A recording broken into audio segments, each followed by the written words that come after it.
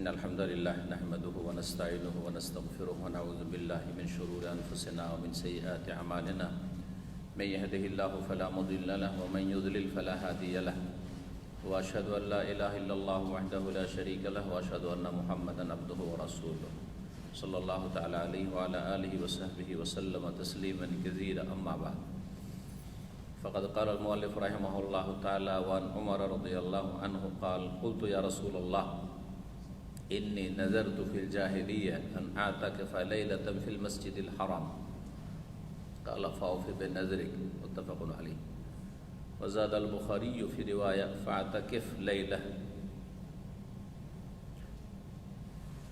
আল্লাহ রাব্বুল আলামিনের যাবতীয় প্রশংসা সালাত এবং সালাম নাযিল হোক রাসূলুল্লাহ সাল্লাল্লাহু আলাইহি ওয়াসাল্লামের উপর।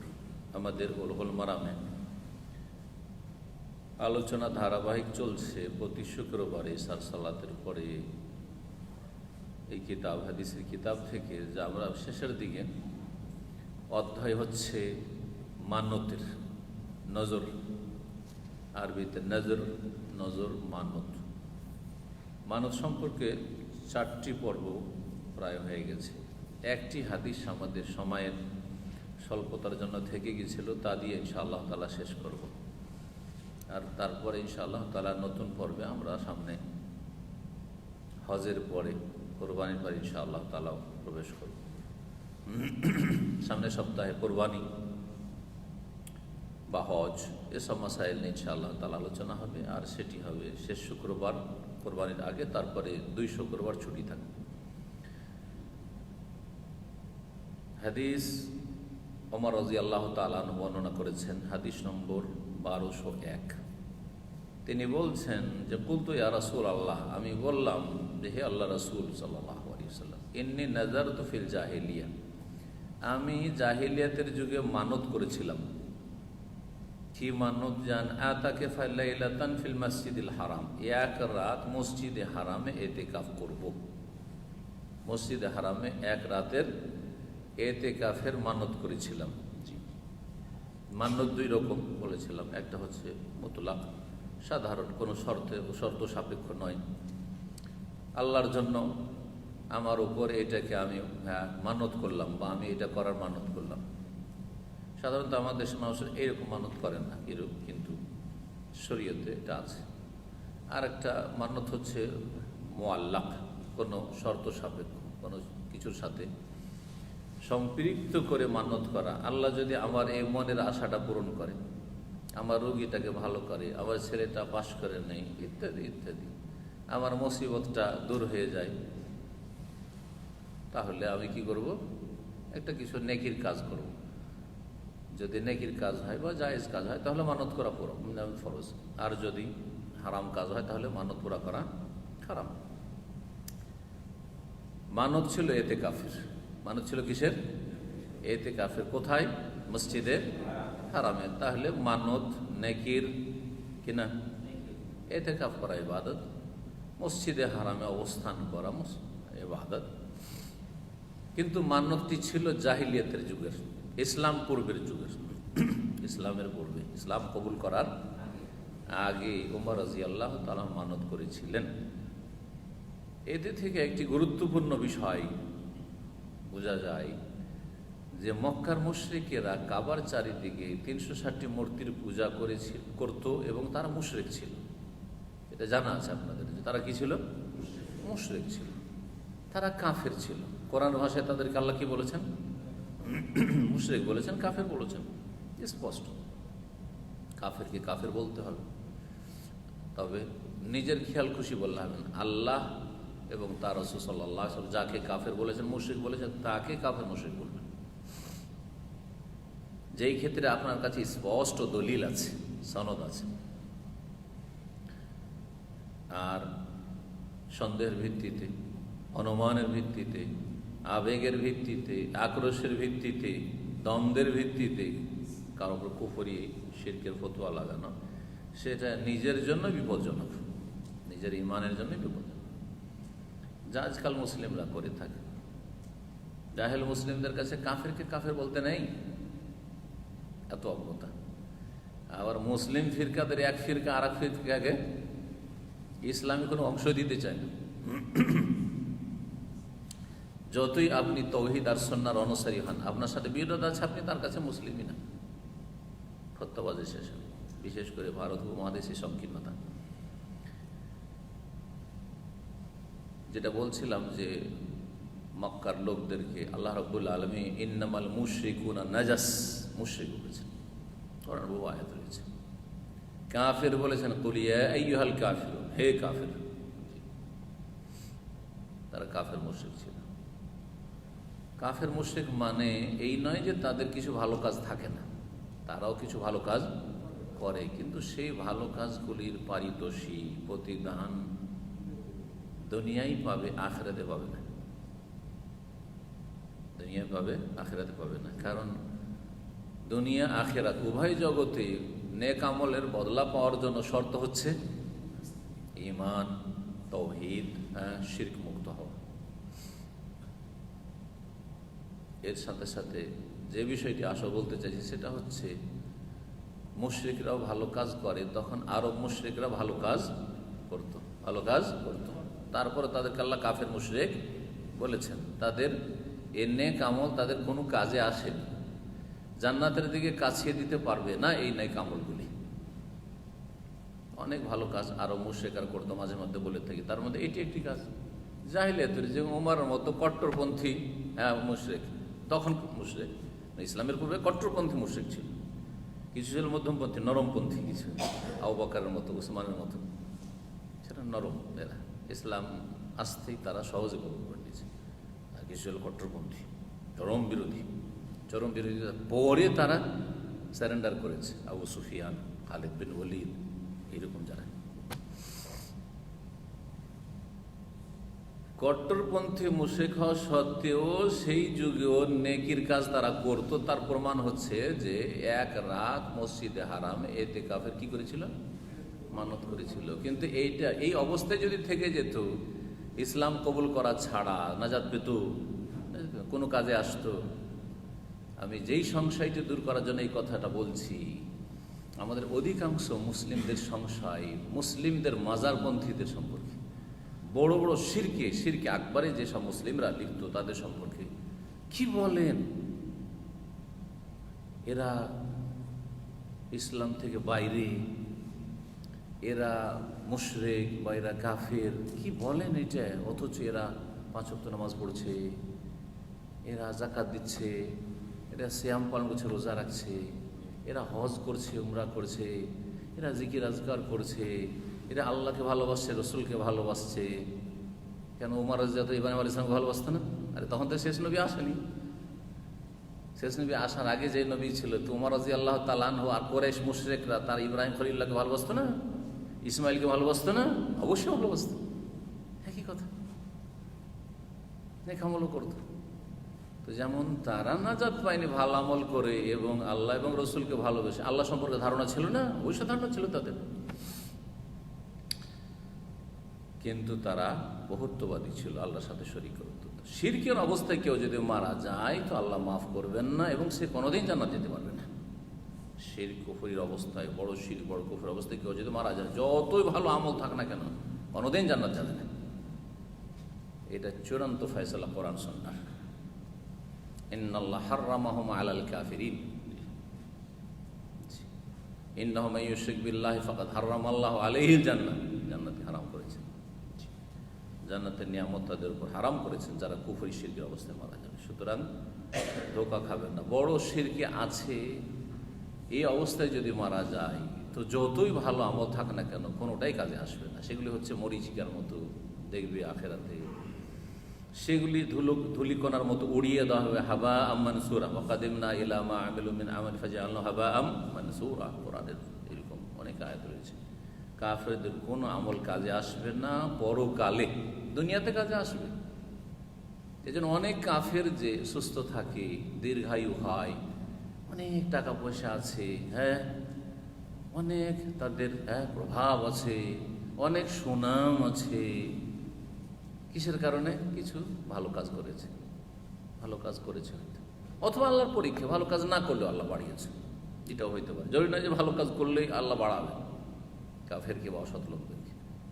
কিন্তু অনেক অমুসলিম কাফেরদের সুনাম আছে, জনকল্যাণমূলক কাজ করেছে, সুনাম আছে, লোকেরা নাম নিচ্ছে শ্রদ্ধার সাথে, হয়তো লোকটাকে ভালো মনে করছে, লোক একজন ভালো মানুষ ছিল, তার আখলাক চরিত্রের কারণে, তার পরোপকারী হওয়ার কারণে, ইত্যাদি ইত্যাদি। এই সুনামগুলো পেয়েছে দুনিয়াতে। আর এরকম আরও অনেক কিছু পাবে যেটা আমরা জানি না, আল্লাহ গায়েবে জানে যে ওকে কী কী আল্লাহ দিয়েছেন তার ভালো কাজের জন্য, কিন্তু দুনিয়াতে দিয়ে বিদায় করে দিয়েছেন, যাও শেষ তোমার। যাই হোক, আসল বিষয়ে আসি, সেটা হচ্ছে এক রাত মসজিদে হারামে এতেকাফের মানত করেছিলেন জাহিলিয়াতের যুগে। মানতটি ছিল জাহিলিয়াতের যুগের। ইসলাম কবুল হওয়ার পরে এতদিন পর্যন্ত কিন্তু মানত পুরা করেননি তিনি। ইসলাম কবুল করার পরে এখন মাসলা জিজ্ঞেস করছেন যে আমার মানতটা ছিল কুফরির অবস্থায়, এখন আমি মুসলিম হয়েছি, এই মানত কি পুরা করতে হবে না করতে হবে না? কালা ফাউফে বেনাজরিকা, রাসূলুল্লাহ সাল্লাল্লাহু আলাইহি ওয়াসাল্লাম বললেন যে তোমার মানত তুমি পুরা করো, তোমার মানত তুমি পুরা করো। মুত্তাফাকুন আলাইহি, বুখারী মুসলিমের হাদিস। যদি সেটা রাসূলুল্লাহ সাল্লাল্লাহু আলাইহি ওয়াসাল্লামের হিজরত বা ওমরের হিজরতের আগে হয়, তাহলে তো মক্কাতে আছেন। এখন এই মাসলা কোথায় জিজ্ঞেস করেছেন আল্লাহু আ'লাম, এটা কেউ আলোচনা করেনি আর হাদিসে আসেনি। যদি মদিনায় হয়, ধরেন মদিনায় আছেন ওমর রাদিয়াল্লাহু তাআলা, রাসূলুল্লাহ সাল্লাল্লাহু আলাইহি ওয়াসাল্লাম মাসলা জিজ্ঞেস করছেন মদিনার জীবনে, তাহলে তাকে মানত পুরা করতে বলেন, তার মানে তাকে এই মানত পুরা করার জন্য কোথায় যেতে বলছেন? মক্কায় যাও, মসজিদে হারামে গিয়ে ইতিকাফ করো, কারণ তুমি মানত করেছো। সেটাও করতে হবে, কারণ মসজিদে নববীর চাইতে বেশি ফজিলত মসজিদে হারামের। এক। 2 নম্বর কথা, 3টি মসজিদে নেকির উদ্দেশ্যে সফর করা যাবে, তার একটি হচ্ছে মসজিদে হারাম, আর সেটা সবচেয়ে শ্রেষ্ঠ মসজিদ। জি হ্যাঁ। তো এই জন্য যদি মদিনাও থাকতেন, তো মদিনা থেকে তাকে বলা হচ্ছে যাও তুমি মসজিদে হারামে যাও, তাহলে সফর করে গেল, নেকির জন্য সফর, আর সেই সফরটা হচ্ছে শরীয়ত সম্মত সফর। আর তারপরে জাহিলিয়াতের যুগের মানত, তারপরে তুমি ইসলামের পরে সেটা পুরা করো, কারণ মানত হচ্ছে ইবাদত, আর ইবাদতের কেউ যদি মানত করে থাকে জাহিলিয়াতের যুগে, ইসলামের পরে সেই ইবাদত সম্পাদন করতে হবে। জি, হবে না। কিন্তু যদি অন্য কোথাও মানত হতো, ধরেন এটা মসজিদে হারামের না হয়ে যদি মানতটা হইতো যে আমি মানত করেছি যে 2 রাকাত সালাত আদায় করব অমুক জায়গায়, অন্য কোনো জায়গায়, 3টি মসজিদের কোনো একটি মসজিদে নয়, তাহলে তাকে ওর চাইতে উত্তম বিকল্প বলাটা ভালো ছিল যে তুমি অন্য জায়গায় না গিয়ে এই 2 রাকাত সালাত আদায় করে না মসজিদ নববীতে যাও, দরকার নেই তোমার। বুঝতে পারছেন পার্থক্যটা? বুখারী মুসলিমের হাদিস। ইমাম বুখারী রাহমাতুল্লাহ বলছেন, একটি রিওয়ায়েতে রয়েছে, মানে অন্য বর্ণনায়, ফাতাকে ফালাইলাতান, এক রাতের তুমি যেহেতু কি করেছো, মানত করেছো, এক রাত ইতিকাফ করো, এক রাত ইতিকাফ করো। ইতিকাফ কাকে বলে দেখি, ইতিকাফটা বুঝান তো, এক্সপ্লেন করে বা সংজ্ঞা করে। ধরেন আপনার কেউ জিজ্ঞেস করছে আমি ইতিকাফ বুঝি না, শুনছি ইতিকাফ, তো ইতিকাফ মানে কি বলেন তো, বুঝান তো, কে বলবেন? বলে মসজিদে একজন করে, হ্যাঁ, মসজিদে আল্লাহর ইবাদতের উদ্দেশ্যে মসজিদে অবস্থান করা।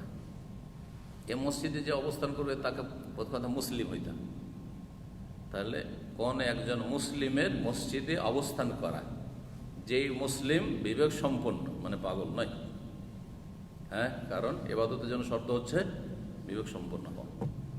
কিসের জন্য? আল্লাহর ইবাদতের জন্য, আল্লাহর ইবাদতের উদ্দেশ্যে। সেখানে সব সময় যে ইবাদতে লেগে থাকতে হবে, হয় সালাত, না হয় জিকির, না হয় তেলাওয়াত, না না না, দুনিয়ার সাথে কিছু সময়ের জন্য, সব সময়ের জন্য দুনিয়া থেকে সম্পর্কহীন হওয়া জায়েজ নয়।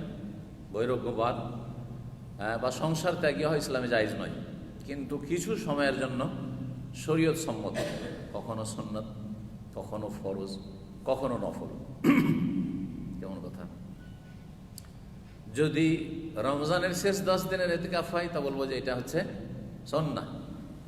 যদি মান্যতের ইতিকাফ হয় তাহলে বলবো এটা ফরজ।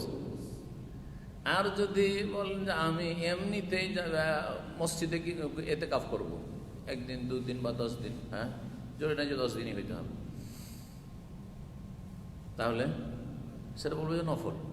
গেছেন মক্কা বা মদিনা, যতটা সময় আমি মক্কায় থাকবো, আমি যা 4-5 দিন আছে মসজিদে হারামে অবস্থান করব, শুধু খাওয়া দাওয়ার জন্য আর আমার শৌচ কার্যের জন্য, বাথরুমের জন্য বেরো, বাকি আমি মসজিদে এতেকাফ করবো। জায়েজ কিনা?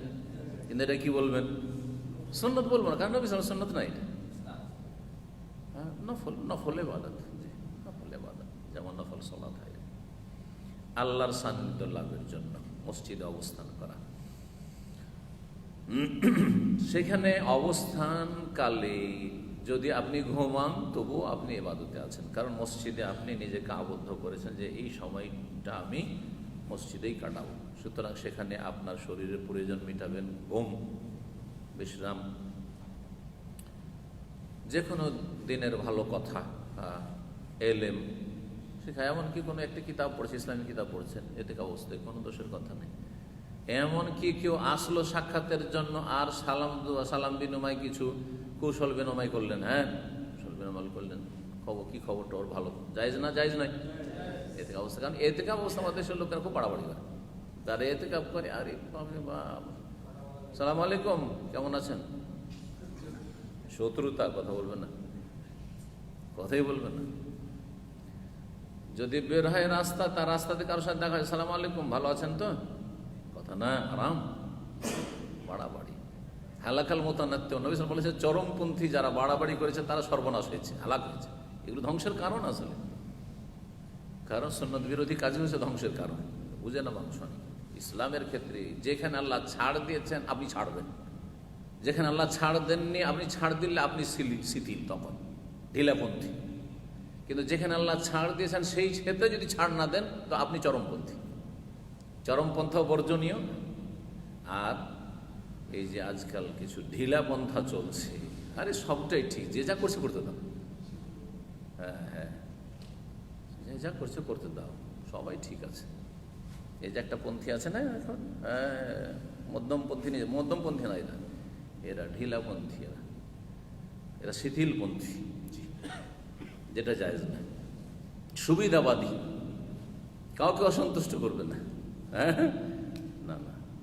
নবী সাল্লাল্লাহু আলাইহি ওয়াসাল্লাম অসন্তুষ্টও করেছেন, আর যারা সন্তুষ্ট, যাদেরকে ইসলামে করতে অনুমতি তাদেরকে সন্তুষ্ট করেছেন, যাদেরকে আকৃষ্ট করতে আকৃষ্ট করেছেন, জি, দণ্ডবিধানও কায়েম করেছেন।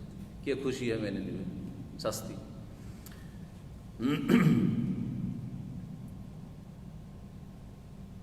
এতেকাফটা ছিল এক রাতের যখন এতেকাফ ছিল, তাহলে বোঝা গেল যে এক রাতেরও শুধু এতেকাফ হইতে পারে। এক রাত যখন হইতে পারে, 10-12 ঘন্টার রাত যদি এক রাতের হইতে পারে, তাহলে 2-4-5 ঘন্টার এতেকাফ হইতে পারে, বুঝছেন না? যদি না 24 ঘন্টাই হইতে হবে, এবার একদিন এক রাত হইতে হবে। যখন এক রাত হইতে পারে, একটা দিনও হইতে পারে, যে আজকে সারাদিন মসজিদ হারামে ঢুকলাম, মসজিদ নবীতে ঢুকলাম আর বেরোবো না, বা আজকে এই মসজিদে ঢুকলাম, অন্য মসজিদে এতেকাফ হবে। এই মসজিদে যে ঢুকলাম, সকালে ফজর পড়েছি, সারাদিন থাকবে, কিসের উদ্দেশ্যে? এতেকাফের উদ্দেশ্যে। এই আছে, যখন এক রাতের এতেকাফ হাদিস দ্বারা প্রমাণিত হইল, আর রাতে সিয়াম হয় না, সুতরাং আরেকটি গুরুত্বপূর্ণ মাসআলা, যে মাসলায় ফুকাহায়ে কেরাম 4 ইমাম ইখতিলাফ করেছেন, সেটা হচ্ছে এতেকাফের জন্য সিয়াম শর্ত কি না, এতেকাফ অবস্থায় রোজা রাখা শর্ত কি না। কি বলবেন? একটা লোক যদি এতেকাফের নিয়ত করে, আমি 5টা দিন এতেকাফ করে আসবো, মক্কায় থাকবো, মসজিদ হারামে 5 দিন এতেকাফ করবো, তো তাকে দিনে রোজা রাখতে হবে নাকি? হ্যাঁ, রাখতেই হবে। রমজান মাস হলে তো এতেকাফের জন্য না, ওকে তো রমজান মাসে আল্লাহ ফরজ করেছেন সেই জন্য, কিন্তু অন্য মাসের কথা বলেন। অন্য মাসে এতেকাফের নিয়ত করেছে, আমি এই কয়েকদিন এতেকাফ করবো, যতটাই হোক না কেন, তাহলে রোজা শর্ত নাকি? শর্ত নয়। কেন নয়? এই যে এক রাতের এতেকাফ যখন জায়েজ হলো, আর রাত সিয়ামের সময়কাল নয়, তাহলে বোঝা গেল যে সিয়াম ছাড়াও এতেকাফ হইতে পারে। এতেকাফ সেপারেট ইবাদত আর সিয়াম সেপারেট ইবাদত। খুব বেশি বলা যেতে পারে যেটা উত্তম মুস্তাহাব হচ্ছে যে যেই দিনগুলি আপনি এতেকাফ যখন করবেন বা এতেকাফ করবেন, তাহলে সেই দিনগুলিতে সিয়াম পালন যদি করেন তো বেশি ভালো, যাতে করে রমজানের এতেকাফের সাথে আপনার মিল থাকে। যে রমজান এতেকাফের দিনে রোজা রেখেছেন আর 24 ঘন্টা আপনি মসজিদে এতেকাফ করছেন, উত্তম মুস্তাহাব বলা যেতে পারে, এর বেশি নয়। এক কথায় আবার বলছি, সেটা হচ্ছে যে এতেকাফের জন্য রোজা শর্ত নয়, রোজাবিহীন সিয়ামবিহীন এতেকাফ জায়েজ ইসলাম। দলিল আমাদের এই সহিহ বুখারী মুসলিমের হাদিস। এটি হচ্ছে ইমাম শাফেঈ এবং আহমদ আর আহলে হাদিস মুহাদ্দিসিনদের মত। 4 ইমাম দুই করে ভাগে, 2 ইমাম একদিকে, ওনারা বলছেন যে ইতিকাফের জন্য রোজা শর্ত নয়। অশতারত আবু হানিফা মালিক আসিয়াম, ইমাম আবু হানিফা মালিক বলছেন না, ইতিকাফ মানে ওর সাথে সিয়াম মাস্ট, রোজা রাখতে হবে, রোজা রাখতে হবে। কিন্তু এই হাদিস তাদের খণ্ডন করে, এই হাদিস তাদের কি করে, খণ্ডন করে যে এক রাতের এতেকাফ। তাহলে নবী সাল্লাল্লাহু আলাইহি ওয়াসাল্লাম বলতেন যে এক রাতের কি করে এতেকাফ হয়, এতেকাফের জন্য রোজা শর্ত, তাহলে তুমি 24 ঘন্টার এতেকাফ করো, ওই দিনটা রোজা রাখো, বলতেন তাহলে, বলছেন? জি হ্যাঁ। দেখুন, কোন বড় আলেমের মতকে নাকচ করা দলিলের ভিত্তিতে, এলমি পদ্ধতিতে, এটা বেয়াদবি নয়। আজকাল ঢিলাপন্থীদের আরেকটা রোগ হচ্ছে যে আপনি যদি কারো মতকে ভুল বলেন, সেটা আবেগে বলতে হবে না, শত্রুতার ভিত্তিতে বলতে হবে না, বরং কিসের ভিত্তিতে বলতে হবে, দলিলের ভিত্তিতে বলতে হবে। কোনো বেয়াদবি না, কোনো বেয়াদবি। যার তার শুধু ভুল ধরে, চরম অপরাধ করে দিয়েছে ভুল ধরে। আরে ভুল ধরে জাহান্নামের রাস্তা থেকে সতর্ক করেছে। বিশেষ করে আকীদার বিষয় যদি হয়, ফিকহার মাসলা মাসাইল নয়, তারপরও ফিকহার মাসলা তো হক যখন জানার সুযোগ আছে আমি বলে থাকবো কেন? যতক্ষণ হকটা জানতে পারিনি ততক্ষণ যেটাকে হক জানছি সেটাই পালন করছি, অসুবিধা নাই। যতদিন জানতেন না যে আমিন জোরে বলা সুন্নাত, ততদিন আপনি জোরে বলেননি, কোনো অসুবিধা নেই। কিন্তু যেই দিন জেনে গেছেন সহিহ হাদিস দ্বারা প্রমাণিত আমিন জোরে বলাই সুন্নাত, তারপরে বাধাটা কোথায় আমিন বলতে? মযহাবির লাগামে টান দিছে, ইমামের হাতে লাগাম ধরিয়ে দিয়েছেন, ইমাম টান দিছে, তকলিদের টান নাকি? এই রোগ আছে আমাদের সে এক শ্রেণীর আলেম সমাজে, যার ফলে আমিনের কথা শুনলে গায়ের জ্বালা, রফেদান শুনলে গায়ের জ্বালা। আর কেউ যদি আমিন সুন্নত পালনের জন্য, রফেদান করার জন্য মসজিদ থেকে তাড়িয়ে দেয়, মসজিদ জ্বালিয়ে দেয়, তো গা জ্বলে না। সুন্নতের সাথে তাদের কত বিদ্বেষ, এই সব বিদাতি মৌলবীদের। কেউ যদি সুন্নত পালন করে তাদেরকে নিয়ে উপহাস করে, ঠাট্টা করে, তাদের সম্পর্কে কি করে, বিরূপ মন্তব্য করে, তাদেরকে নিয়ে হাসি মজাক করে, উদ্ভট কথা বলে যে কোনো আহলে হাদিস আলেম নাকি, আলেম হোক আর জালেম হোক আর জাহিল হোক, আহলে হাদিসরা নাকি আমিনকে কি বলে, আমিন বলা জরুরি। যদি আমিন বলতে গিয়ে তুমি কোথাও মার খাও আর মরে যাও, তাহলে শহীদ হয়ে যাও, কিন্তু আমিন বলা ছাড়বে না। কোন আহলে হাদিস আলেম বলেছে? যদি প্রমাণ না দিতে পারে তো কিয়ামতে এইসব মিথ্যুকরা ফেসে যাবে। এসব নিয়ে ঠাট্টা মজাক করা, যে এক শ্রেণীর লোকেরা বলে যে আমিন বলবে, যদি কোথাও বলতে না দেয় মরে যাবে, কিন্তু আমি ছাড়বে না। আরে মরে যাও কিসের জন্য? সুন্নাতের জন্য। আমরা কি বলি না যে আমিন বলা সুন্নাত? আমিন বলা ওয়াজিব, ফরজ নয়। তারপর এই মিথ্যাপবাদ কেন? যারা সুন্নত পালন করে তাদের উপর মিথ্যাপবাদ, আর যারা সুন্নতের সাথে এত শত্রুতা বিদ্বেষ রাখে যে সুন্নত পালন করলে মসজিদে জায়গায় নেই, খবরদার আমাদের মসজিদে আসবে না, নামাজ খারাপ করছে, মসজিদ ভেঙে দেয়, মসজিদ জ্বালিয়ে দেয়, তাদের ক্ষেত্রে একেবারে মুখে তালা মেরে রেখেছে, বোবা শয়তান হয়ে রয়েছে, একটা কোনো প্রতিবাদের শব্দ বেরোলো না। তাহলে কি বোঝা যায় যে অন্তরে খুব জ্বালা আছে কোরআন সুন্নাহর বিরুদ্ধে, কোরআন সুন্নাহর অনুসারীদের বিরুদ্ধে। যে চেনেন তাদেরকে সহি আকীদার আলেম বলছেন, 2-3টা কথা সহি বলে দিলে, 1টা 2টা 3টা যদি সহি কথাতে মিলে যায় আপনার সাথে, এরা হচ্ছে সহি আকীদার বক্তা। আর এখনো জেহালাত আছে আপনাদের মধ্যে, অজ্ঞতা আছে, জেনে ভালো করে।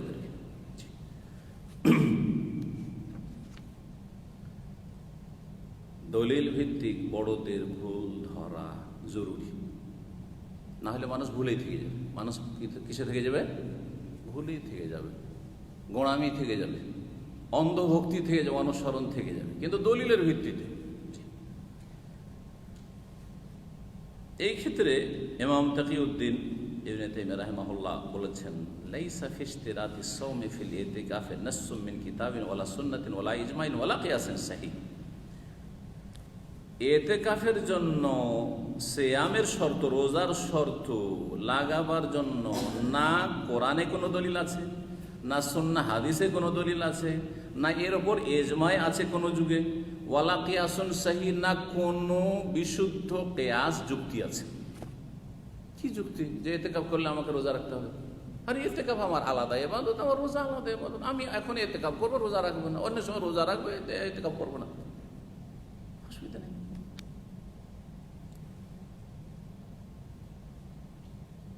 তবে তারা কিছু জয়ীফ রেওয়ায়াত পেশ করে, সেটা সম্পর্কে জেনে রাখা ভালো। ভাষ্যকার বলছেন, ও আম্মা মা রুয়ান আয়েশাতা, মা আয়েশা রাদিয়াল্লাহু তাআলা আনহা থেকে একটি রিওয়ায়াত রয়েছে, বর্ণনা।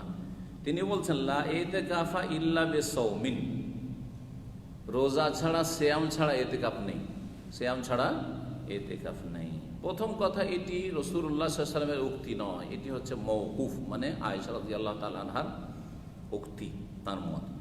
ওমান রাফাহু ফাকাদ ওয়াহিমা, কেউ যদি এটাকে নবী সাল্লাল্লাহু আলাইহি ওয়াসাল্লাম উক্তি বলে, মারফু হাদিস বলে, তো সে ভুল করলো, ওয়াহিমা, তার ভ্রম হয়েছে, ভুল।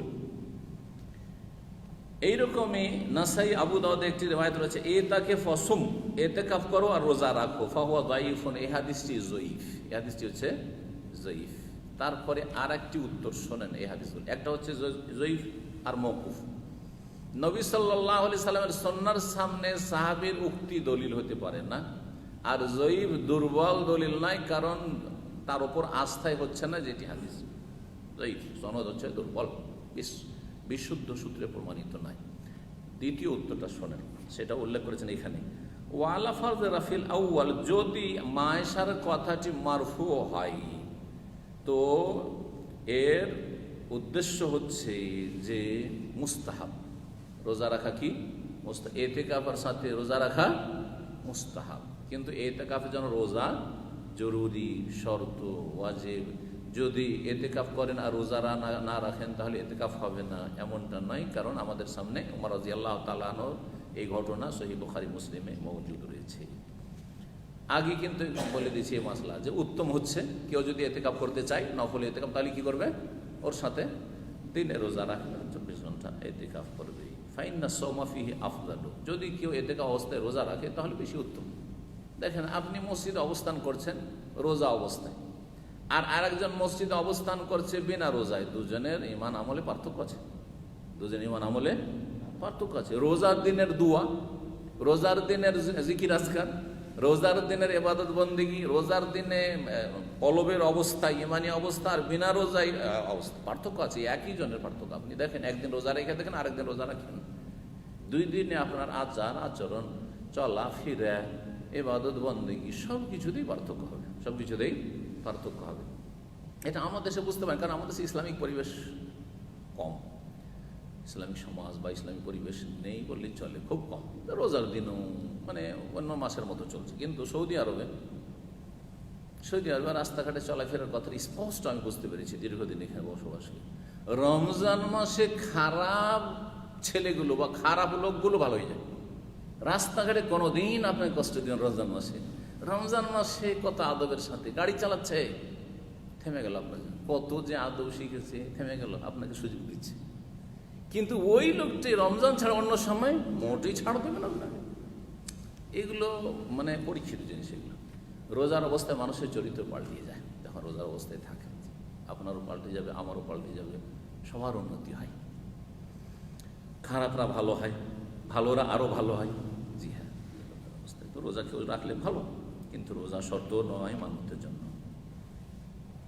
কিন্তু কেউ যদি মান্যত করে এরকম মান্যতের সময়, যে আমি ইতিকাফের মান্যত করছি রোজা সহ, তখন যেমনটা মান্যত করেছে তেমনটাই করতে হবে, দুটোই করতে হবে। কারণ বুখারীতে হাদিস রয়েছে, মা আয়েশা রাদিয়াল্লাহু তাআলা আনহা থেকে বর্ণিত, নবী সাল্লাল্লাহু আলাইহি ওয়াসাল্লাম বলেছেন, মান নাযারা আইয়ুতি আল্লাহ ফালিয়ুতি, কেউ যদি নেকির জন্য মানত করে বা আল্লাহর আনুগত্যের মানত করে, সে যেন আল্লাহর আনুগত্য করে বা নেকির কাজ করে, যখন নিয়ত করেছে তো সেটাই করতে হবে, জরুরি। এর দ্বারা আরো বোঝা গেল যে কুফরির অবস্থায় কেউ যদি মানত করে আর সেই মানতটি ইসলাম বিরোধী না হয়, তো ইসলাম কবুল করার পরেও সেটা পুরা করতে হবে। তার মানত পুরা করা ফরজ। কেমন করে দলিল হলো?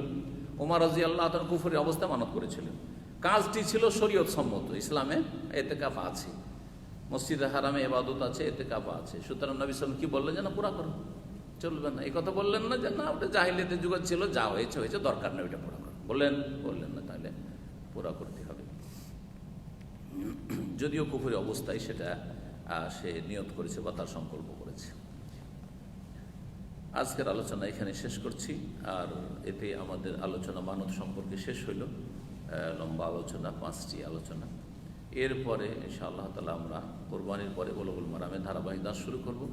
যেমনটা শুরুতে বলেছি, সামনের সপ্তাহে হজ এবং কোরবানি এসব মাসাইল নিয়ে আলোচনা হবে। জাযাকুমুল্লাহ খাইর। সাল্লাল্লাহু আলাইহি ওয়া সাল্লাম মুহাম্মদ ওয়া আলা আলিহি ওয়া সাহবিহি আজমাইন। এখন যদি কোরবানি সংক্রান্ত বা আপনার হজ সংক্রান্ত, যারা বিশেষ করে হজে যাবেন, কোনো প্রশ্ন থাকে তাহলে করতে পারেন। সময় কিছুক্ষণ আছে, 10 মিনিট। আচ্ছা, বলেন।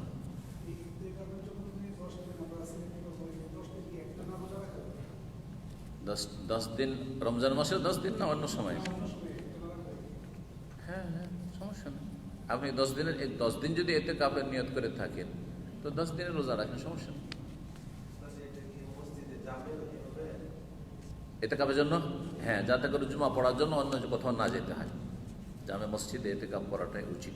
মহিলাদের অসুবিধা নেই, মহিলাদের অক্তিয়া মসজিদে করলেও চলবে, কিন্তু মহিলাদের আবার বাড়িতে চলবে না। যেমন ইন্ডিয়া, বাংলাদেশে হানাফি সমাজে প্রচলন আছে, নামাজ বিছে যে জায়গাটায় নামাজ পড়ে ওই জায়গায় ইতিকাফ করা শুরু করেছেন। না, আল্লাহ কোরআনে 2 জায়গায় বলেছেন যে ইতিকাফ কোথায় রয়েছে?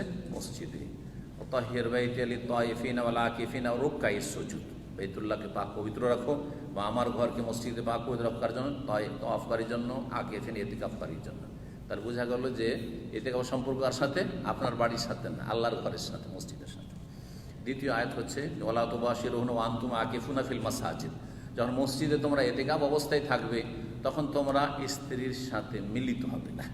বোঝা গেল, বা স্ত্রীর সংস্পর্শে যাবে না। বোঝা গেল যে ইতিকাফের সম্পর্ক হচ্ছে মসজিদের সাথে। ওয়া আনতুম আকিফুনা ফিল মাসাজিদ, মসজিদের সাথে ইতিকাফ, বাড়িতে ইতিকাফ হবে না। এই ফতোয়া হানাফি ছাড়াও এই যে নামাজের মাসাইল আছে, ইকবাল গিলানি, এতে বেশ কিছু মাসলা ভুল আছে। কারণ এই মাসলা ভুল মাসলা আছে, নামাজের মাসাইল যে ইকবাল গিলানি রয়েছে এতে এই মাসলা ভুল আছে। রাসূলুল্লাহ সাল্লাল্লাহু আলাইহি ওয়াসাল্লামের ওহী নাযিলের সময় কিভাবে ঠোঁট নাড়াতেন আপনি আমাদেরকে দেখান। আজব কথা। যেমন আপনি কথা বলতে নাড়ান, জি, যেমন আপনি কথা বলার সময় বা কোরআন তেলাওয়াতের সময় নাড়ান, ওই রকমই ঠোঁট আর জিহ্বা নাড়াইতেন, তাড়াহুড়া করে মুখস্থ করার জন্য। যে দুপুরে আলোচনা এটা হয়ে গেছে। বুখারীর প্রথম খণ্ড যথেষ্ট পরিমাণ আছে। আপনি লিখিত তো মুখে বললেন না কেন? দুপুরে বলতে হইতো। আমাদের লাইব্রেরিতে অনেকে গিয়ে বুখারীর প্রথম খণ্ড চেয়েছেন, তো সেটা এখন নিয়ে আসা হয়েছে। আমাদের জাকির ভাইয়ের কাছে আছে, যারা সেটাকে সংগ্রহ করতে চান সেটা সেখান থেকে নিতে পারেন। বুখারী প্রথম খণ্ড যদি কারোর লাগে ওখান থেকে নিতে পারবেন। এটা একটা বিজ্ঞপ্তি আলোচনার শুরুতে আমাকে বলেছিল, কিন্তু পরে আবার মনে করেনি আমাদের ভাইরা। আগামী সপ্তাহে মনে করিয়ে দিয়ে বলে দেবেন। এক ভাই জিজ্ঞেস করছেন, যে কোনো কনফারেন্সে বক্তব্য শুনে হাতে তালি দেওয়া যাবে কি না? ইসলাম কি বলে? না, হাতে তালি দেওয়া অমুসলিমদের কাজ, অমুসলিমদের ধর্মকর্ম। কোরআনে আল্লাহ অমুসলিমদের চরিত্র সম্পর্কে উল্লেখ করেছেন, মক্কার মুশরিকদের সম্পর্কে। সুতরাং মুসলিমরা খুশির ক্ষেত্রে অথবা কোনো একটা ভালো কথা মজা লাগলো, যে কোনো ক্ষেত্রে তালিটা তো এই সব ক্ষেত্রে দেয় সাধারণত। উৎসাহিত করার জন্য বক্তাকে তালি দেওয়া জায়েজ নয়, তালি দেওয়া জায়েজ নয়। রেফারেন্স সহ জানতে চায়, রেফারেন্স আল্লাহ বলছেন ওমা কানা সালাতুহুম ইনদাল বাইতি ইল্লা মুকাম ওয়া তাসদিয়া। কোরআনে কারীমে আল্লাহ রাব্বুল বলছেন, আয়াত বের করো, আয়াত বের করো। ওমা কানা সলাতুহুম, মক্কার মুশরিকদের সলাত ছিল, তাদের নামাজ ছিল, তাদের ইবাদত ছিল। সলাত মানে দুয়া, তাদের দুয়া, তাদের সলাত ইবাদত ছিল কি? ইল্লা মুকাউ ওয়া তাসদিয়া, হ্যাঁ, শীষ লাগানো, শীষ বলেন ওটাকে, হ্যাঁ, করা, জি, শীষ দেওয়া, আর কি করা?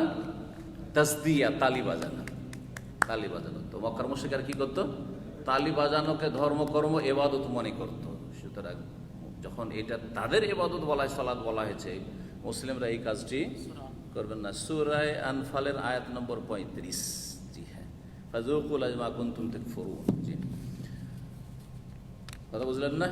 জি হ্যাঁ, নবী সাল্লাল্লাহু আলাইহি ওয়াসাল্লামের সাহাবীরা এগুলো করেননি, সালাফে সালেহরা করেননি, তাবেঈনরা করেননি, শুধু এটা জায়েজ নাই। হ্যাঁ, একটা প্রশ্ন আছে মনে হয়, তাহলে জাকির নায়েকের যে আলোচনাগুলোতে দেখি, আমি তো আসল রোগটা বুঝতে পারছি।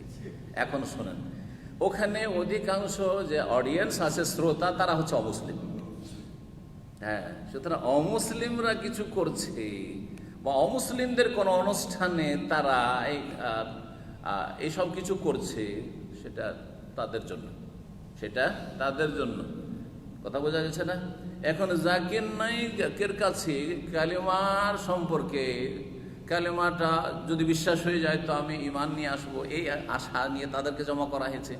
তিনি বক্তব্য করছেন যে এরা যদি অন্তত ইসলামে চলে আসে জাহান্নাম থেকে বেঁচে যাবে, ইসলামের দাওয়াত দিচ্ছেন। আর ওরা ওখানে হাজির হয়েছে জানার জন্য ইসলাম সম্পর্কে। যদি বলে দেখো মাসলা শোনো, টাকনার নিচে কাপড় রাখা চলবে না, কিন্তু দাড়ি মুন্ডন করা ইসলামে হারাম, আর তালি বাজানো হারাম, তাহলে ওরা বসবে, দিন শুনবে।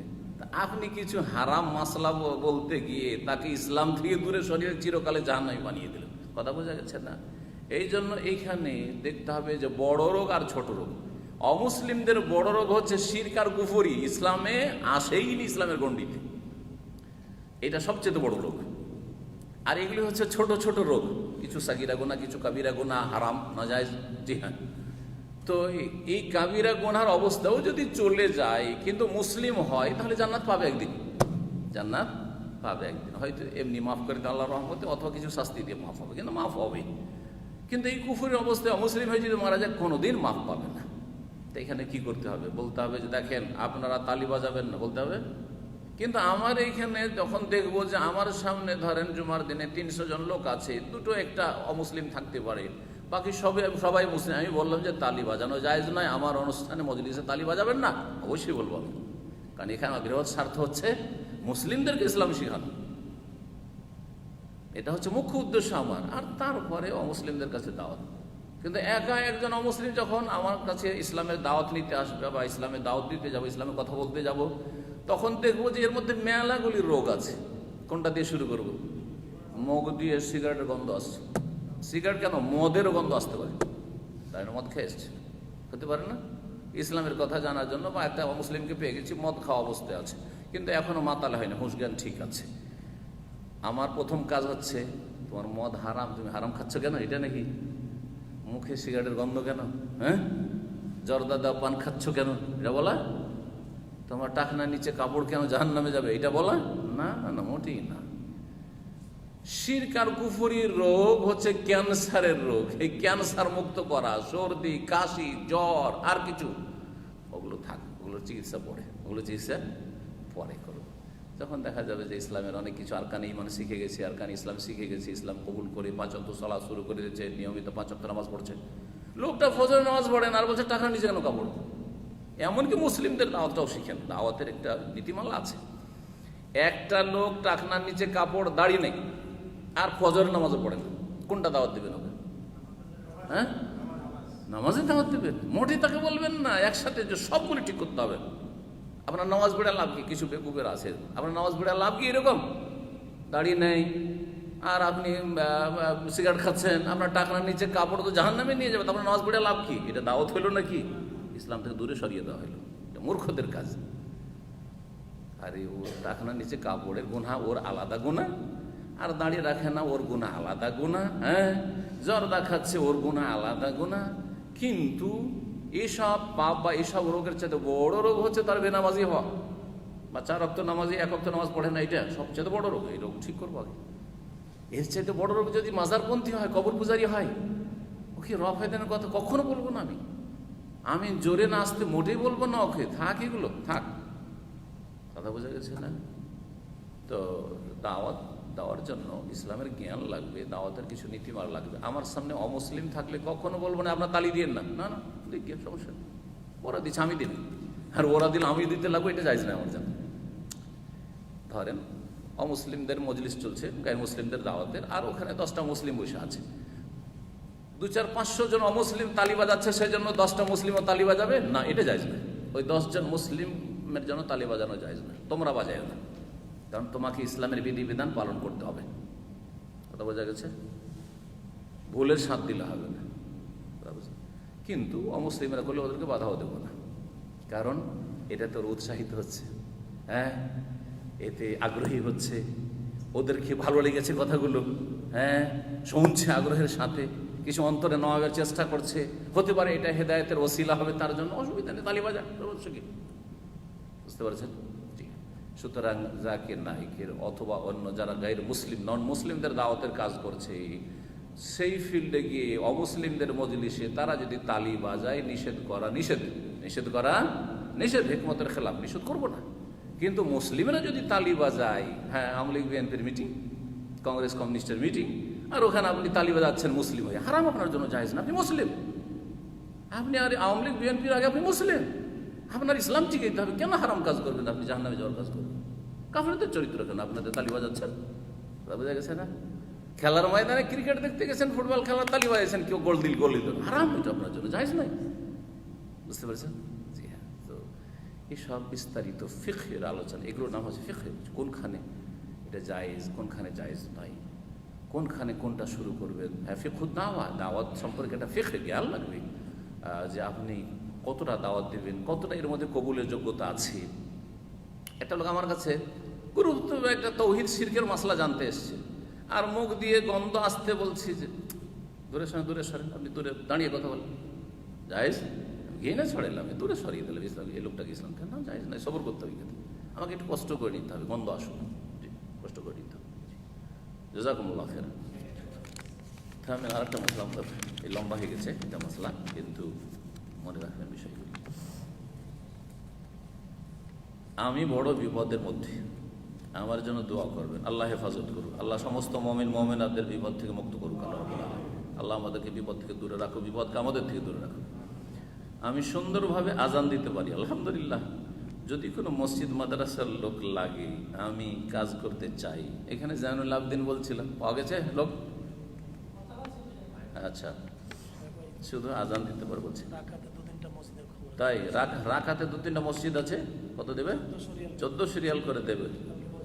পার্মানেন্ট না টেম্পোরারি, স্থায়ী না অস্থায়ী? অস্থায়ী, ঠিক আছে। কোনো বুফিয়ার হোটেলে লোক লাগলে আমি কাজ করতে চাই, যে কোনো কাজ, মনে হয় দুপুরে ছিল ওই ভাই, এখন হয়তো নাই। যদি কারো কাছে কাজের সন্ধান থাকে তো আগামী সপ্তাহে আপনারা ঘোষণা দিয়ে দেবেন যে আমাদের কাছে কাজ আছে, তাইলে হয়তো এই ভাইয়ের রুজির ব্যবস্থা হয়ে যাবে। আল্লাহকে ধরেন বেশি বেশি, আল্লাহ রব্বুল আলামিনের কাছে দোয়া করলে আল্লাহ যদি কবুল করে নেয়, রাস্তা চলতে চলতে রুজি লেগে যাবে। এরকম মেলা ঘটনা আছে। এক ভাই তার রুজি নেই, রুজির দরকার, রাস্তাতে হাঁটছে, হাঁটতে হাঁটতে একটা লোক এসে দেখা করছে অন্য দেশের, শ্রীলঙ্কার। আপনাদেরকে বলি, অবাক হয়ে যাবেন আপনি কীভাবে আল্লাহ রুজি লাগায়। কিন্তু আল্লাহর উপর তাওয়াক্কুল লাগবে এবং আল্লাহকে ধরা লাগবে। যেমন ভাই আমরা মানুষকে ধরছি, মানুষকে না ধরে মানুষের রবকে ধরতে শিখেন।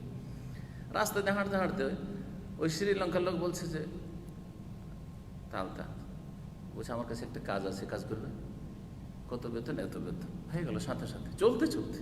যে দামের ঘটনা বলছি আপনাকে, কথা বুঝতে পেরেছেন? কখন যে কিভাবে আল্লাহ কোথায় রুজি লাগিয়ে দেয়। ওয়ারযুকুহু মিন হাইসু লা ইয়াহতাসিবু। আল্লাহকে ভয় করলে, তাকে অর্জন করতে পারলে আল্লাহ রিজিক দেবেন এমন জায়গা থেকে যে মানুষ কল্পনা করতে পারে। আল্লাহ এভাবে আমার রুজি লাগতে পারে, এইভাবে আমার রুজি লাগতে পারে। এতদিন ধরে আমি কত পরেশান, ছোটাছুটি করছি, কত যে ইন্টারভিউ দিলাম, হইলো না, আর এখানে ডেকে আমাকে বলছে, অফার করছে, এই যে তোমার চাকরি রেডি। কারণ ওই আরশে আজিমে ফয়সালা হয়ে গেছে ওখানে, 7 আসমানের ওপর আল্লাহ যখন ফয়সালা হয়ে যাবে, তখন জমিনে আপনার রুজি নেমে যাবে। কোথা থেকে নামবে, কিভাবে নামবে, ওটা আল্লাহ জানে। এই জন্য বেশি বেশি আল্লাহকে ধরে বলা, মুসিবতের সময় তাওয়াক্কুল আলাল্লাহ বাড়ান, আর তাকওয়া বাড়ান। ওয়া মান ইয়াত্তাকিল্লাহ ইয়াজআল লাহু মাখরাজা ওয়া ইয়ারযুকুহু মিন হাইসু লা ইয়াহতাসিব ওয়া মান ইয়াতাওয়াক্কাল আলাল্লাহি ফাহুয়া হাসবুহু, আল্লাহ যথেষ্ট, আল্লাহ যথেষ্ট, হাসবুনাল্লাহু ওয়া নি'মাল ওয়াকিল। জি।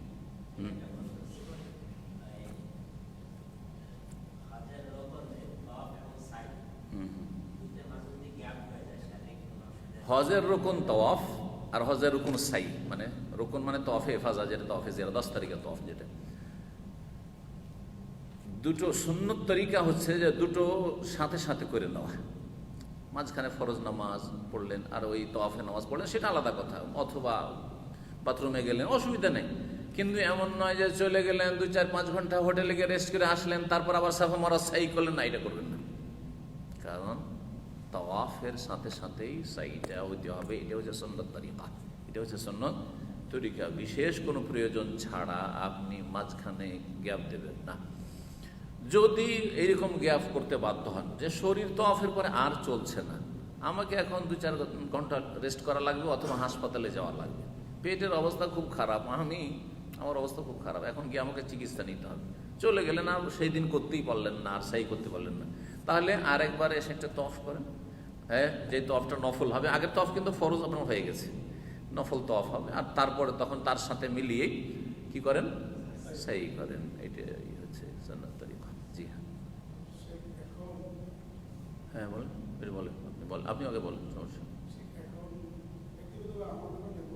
হ্যাঁ,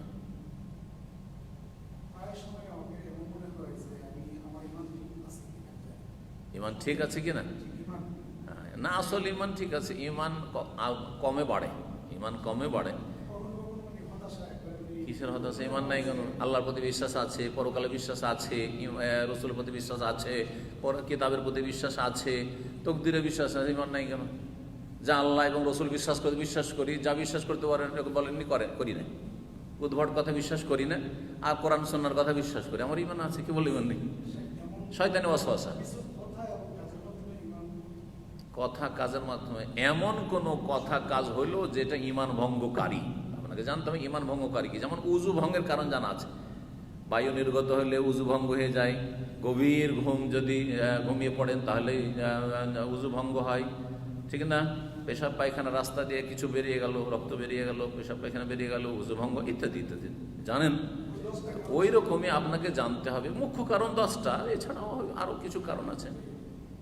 সেহের, একজন মুসলিম জাদুর সাথে জড়িত, হ্যাঁ, তারপরে গণকের পেশার সাথে জড়িত, হ্যাঁ, তাহলে কুফরি করেছে, সে তওবা করে ইসলামের নবায়ন করুক, আবার ফিরে আসুক। কিন্তু আলহামদুলিল্লাহ আপনি 1 ওয়াক্ত নামাজ ছাড়েননি যে কুফরি হবে, আর ইমান ভঙ্গের কোনো কারণ দেখছেন না। আসল হচ্ছে যে ইমান আছে, কিন্তু ইমান কমে বাড়ে প্রত্যেকের, আপনার আমার কেন, সাহাবাই কেরামদেরও।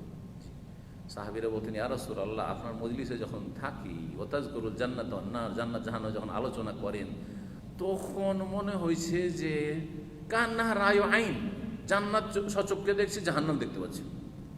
ইমান এত মজবুত হয়ে যায়, এত ভালো হয়ে যায় ইমানের কোয়ালিটি।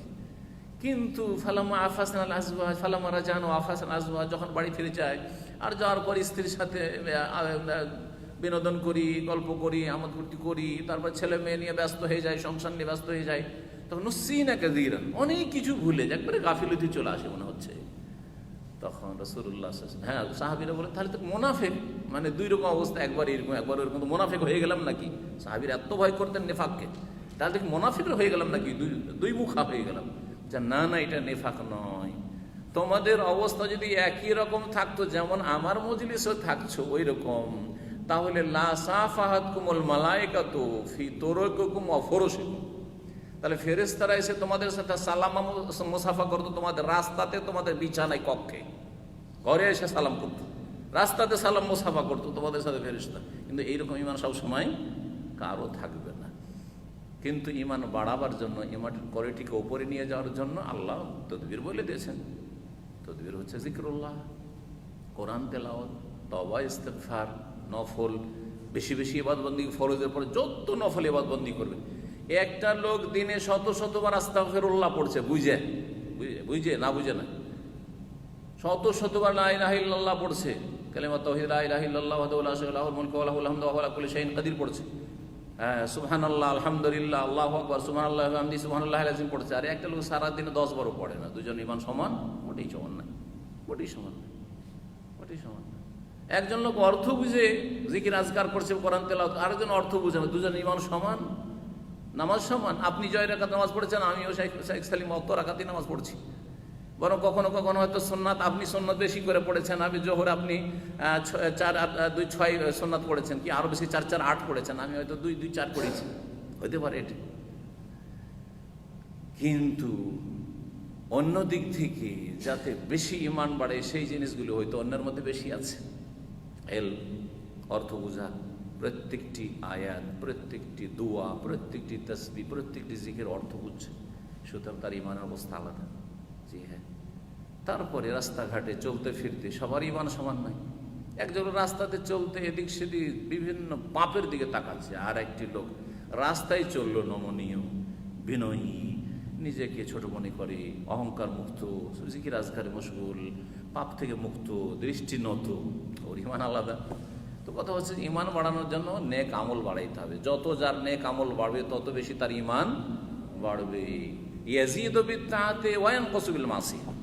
আহলে সুন্নাত ওয়াল জামাত বলছেন ইমান কমে বাড়ে, নেকি করলে ইমান বাড়ে, বৃদ্ধি পায়, আর গুনাহ যত বাড়বে তত ইমান কমবে। ইমান কমতে কমতে কমতে কমতে কমতে একেবারে শেষ হয়ে যাবে যখন একবার শিরক কুফরি হয়ে যাবে। কিন্তু পাপ করতে ইমান কমে। একটা লোক ধরেন এই ইন্টারনেটে মহিলাদের ছবি দেখছে, একবার দেখলে ইমান কমল, 10 বার দেখলে 10 গুণ কমে গেল। এমন কমে চলে আসবে নামাজ পড়ছে কিন্তু নামাজে মোটে মন লাগছে না। অনেকবার নামাজে মন লাগছে না, ওর মধ্যে রোগ আছে, মেলা রোগ আছে, ও জানে, ওরা আল্লাহ জানে, আমি জানি না।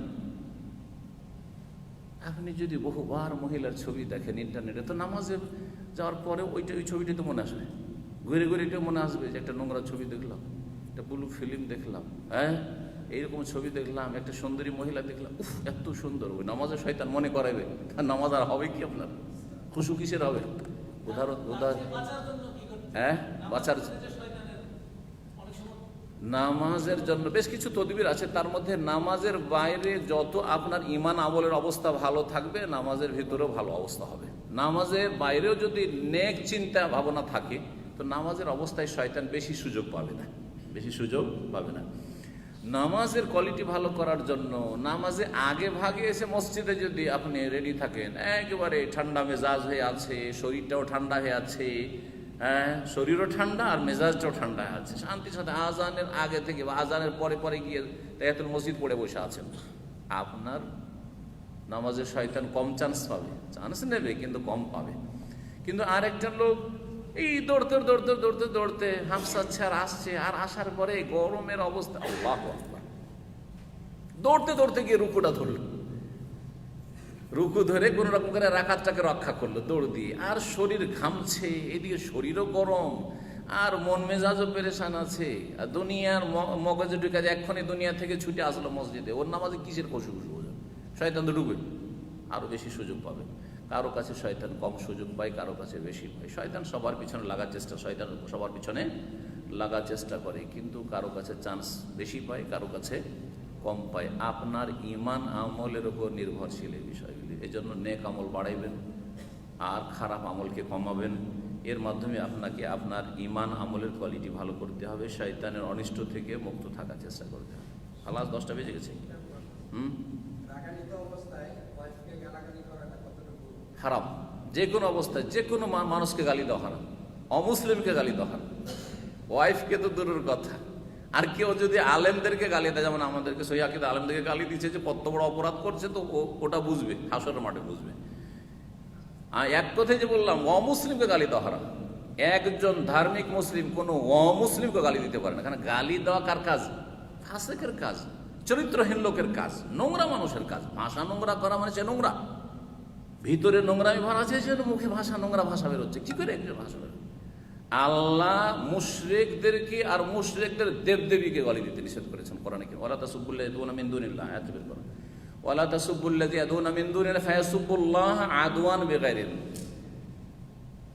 অমুসলিমদেরকেও গালি দিও না, আয়াতের অর্থ, আর অমুসলিমদের দেবদেবীকেও গালি দিও না, তাদের উপাস্যকে গালি দিও না, না হলে তারা কি করবে? শত্রুতা বশত, আক্রোশ বশত কি করবে? রিয়াকশনে আল্লাহকে গালি দিবে। তো আল্লাহ গাল খেলো কিসের জন্য? তোমার কারণে, তোমার চরিত্রের কারণে। জি হ্যাঁ। সূরা আনামের আয়াত নম্বর 108। কথা বুঝতে পারছেন? নিষেধ, ইসলামে হারাম, কোরআনে আল্লাহ নিষেধ করেছেন। অমুসলিমকে গাল দেওয়া চলবে না। হ্যাঁ, মুসলিমকে গালি দেওয়া তো দূরের কথা। আরে মুসলিম গুনাহগার বেদিনকেও গালি দেওয়া চলবে না। বেদিন কোনো গাল নেই। জাহেল মানে সে জানে না ইসলাম সমাজ, জাহেলটাও গালি না। আমাদের দেশের লোকের আবার জাহেল গাল দেয়, যে শেখ গাল দেয় যখন তখন জাহেল বলে। জাহেলটা গাল না, জাহেল। জাহেল কোরআনে কেমন আল্লাহ রাব্বুল বলেছেন? হ্যাঁ হ্যাঁ, তাজহালুন, কত জায়গায় রয়েছে ইজহালুন, হ্যাঁ, বিজাহালাতিন সুম্মা ইয়াতুবুন মিন করিব। গুনাহ করলে সে জাহেল হয়ে যায়, তারপরে তওবা করলে সে অজ্ঞতামুক্ত হইল। তো জাহেল হওয়াটা গালি না। গালি কোনগুলো? যেসব গালি অশ্লীল গালি, যেগুলোকে অশ্লীল গালি মনে করা হয়। তারপরে আপনার কেউ কাফের না হলে তাকে কাফের বলা গালি, কেউ ফাসিক না হলে তাকে ফাসিক বলে গালি, কেউ মোনাফিক নয় মোনাফিক বলে গালি, এগুলি হচ্ছে গালি। আর বাকি কথা হলো যে আরে ভাই এরা সব জাহেল লোক, জানে না। হ্যাঁ, সুবিধা আরবরা, আমরা বলি ও মশলাটা জানে না, অথবা সে অজ্ঞ, হয়তো অজ্ঞ কথাটা গাল বাঙালিরা বুঝে না। না, আরবদের অনেকদেরকে বলেছে যে এই সুন্নতটা অমুক পালন করে না বা অমুক লোকের পালন করে না, হাজার জাহেল মায়ের সেই জাহেল গাল দিল নাকি? না না, গাল দিল না, জানে না বেচারা, অজ্ঞ। তো যেগুলো গালি সেগুলি হারাম, অমুসলিমকে হারাম।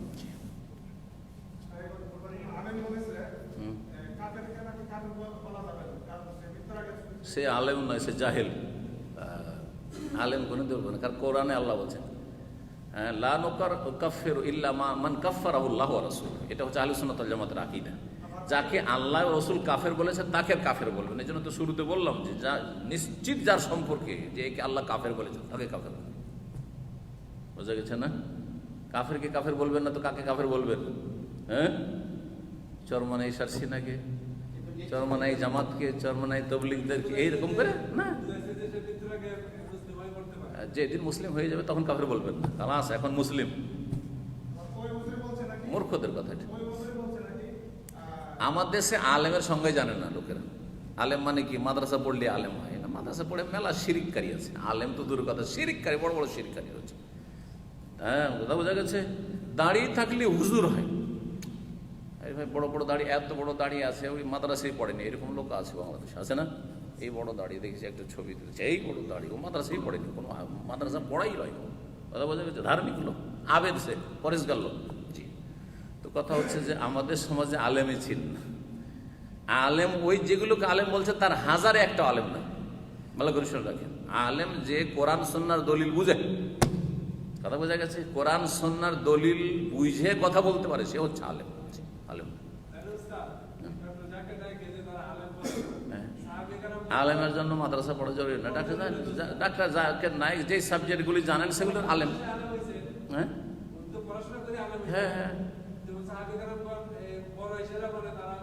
হ্যাঁ, সাহাবা কেরাম কোন মাদ্রাসায় পড়েছে? রাসূলুল্লাহ সাল্লাল্লাহু আলাইহি ওয়াসাল্লামের মাদ্রাসায়। সাহাবা কেরামদের কাছ থেকে, কারো কাছ থেকে শুনে। হ্যাঁ, ওটা মূর্খদের কথা। জি, মূর্খদের কথা। জি,